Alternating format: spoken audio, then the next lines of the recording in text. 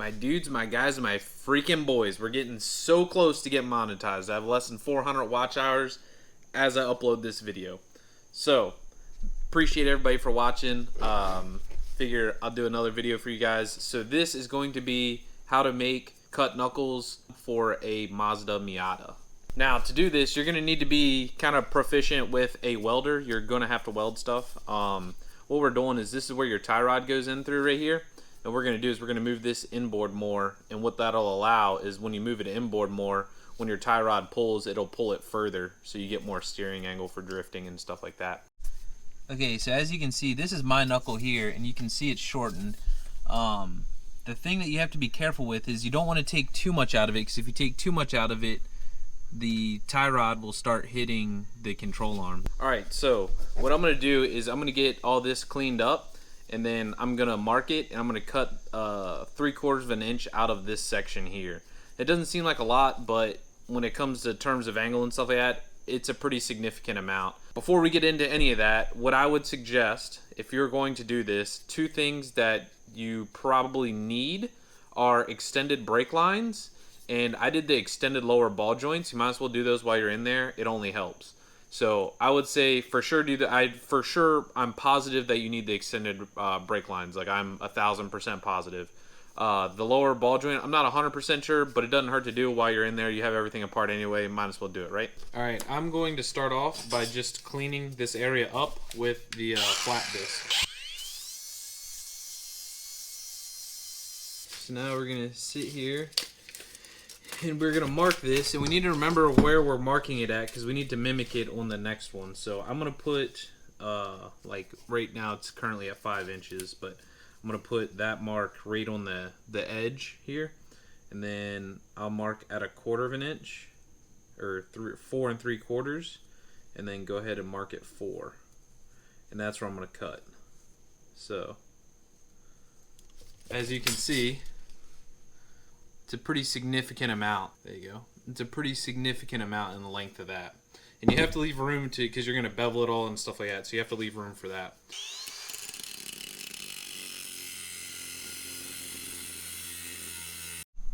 Alright, so here you go. We have it all cut now. Now what we got to do is we're going to take this end, throw that away, and take this end and we're going to bevel it. So that way we can get a full penetration on the weld. So let's go ahead and start grinding it down. I'm just going to use a 36 grit flap disc.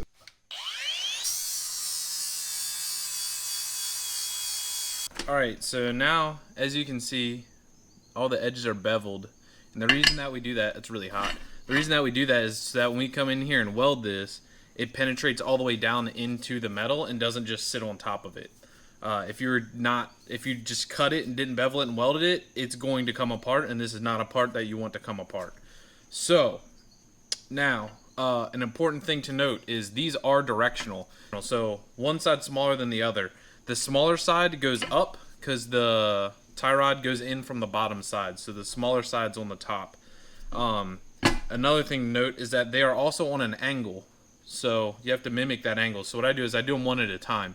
So I'll take the other one that I have, set it up here, get this, make sure it's at the right angle, and then tack it, and then triple check it with the other one, and then go ahead and weld it. Now, people do MIG weld these. If you have I would not flux weld them. Don't use like a Harbor Freight flux welder. It's not on me if you do this and it breaks and it crashes. It's not on me. But you can use a MIG welder for this, preferably something with 220 volt, but you can probably get away with 110 if you do a bunch of really hot passes. I'd preheat and then do it. However, I TIG weld all my cast parts for suspension stuff and stuff like that. So you can use mild steel like ER70 S2 stuff. You can use that.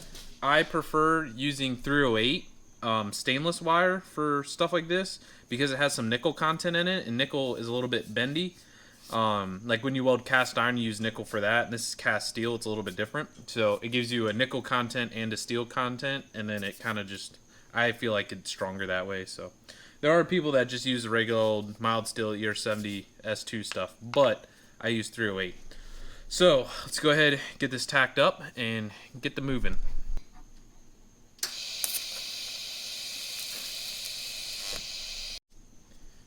Now, something to note is whenever you weld cast steel or cast iron or cast anything really, everything tends to move like a lot.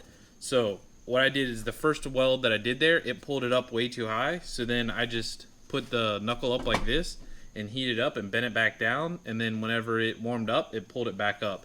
It's still angled down a little bit, which is fine, but our forward to back angle seems to be okay. So now what I can do is I can heat this up and let it just drop into place. So I'll do that now. Ooh. Dropped a lot. But it matches pretty good. It's about what we want. So if I put that right on the edge, I put this right on the edge, and put them together, basically exactly what we're looking for. And when I weld it, you can do the same thing for MIG that I'm going to do now for TIG. What I do is I just lay a really hot like root pass just around it to start off with, and then I go back and fill it with everything. But if you're TIG welding it, this is what I do. I just heat it up all the way around. That way it's nice and warmed up. It's all fused together, just fusion welding it, and then I'll go back and add filler.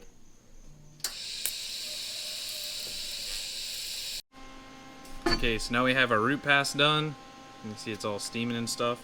We're gonna go ahead and triple check it because this is the last time we can try to change anything before it gets welded. So I'm just lining everything up on the edges like I did last time, making sure everything is in line, kind of making sure the outside edges here are about the same distance, and everything looks good to me. So at the same angle, everything looks money. So I'm gonna go ahead and weld it now.